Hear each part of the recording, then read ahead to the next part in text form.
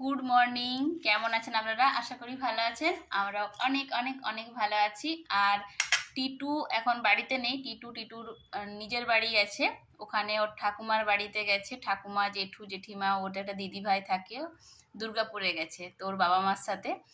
আর আমি আর বাবান বাড়িতে আছি। আর এখন শুধুমাত্র আমি একাই বাড়িতে আছি, কারণ বাবান স্কুলে গেছে। আর ওকে স্কুলে পৌঁছে দিয়ে চলে আসছি। আর তারপর আমি আমার চা নিয়ে বসেছি। তো সকালের চাটা আমি বাবানকে স্কুলে পৌঁছে দিয়ে আসার পর তারপরেই খাই, কারণ সকালবেলা তাড়াহুড়ো থাকে আর ওই চা খাওয়ার মতন টাইমও আমার কাছে থাকে না। তো ওকে অনেকক্ষণ আগেই পৌঁছে দিয়ে চলে আসছি। বাড়ির থেকে অন্য দিন বেরিয়ে যাই 7:35-40, কিন্তু আজকে একটু লেট হয়ে গেছিলো কারণ বৃষ্টি হচ্ছিল। তো 7:45-র সময় ওকে স্কুলে পৌঁছে দিয়েছি। আর এখন চা আর লুচি খেতে বসে গেছি। তো বাই বাই।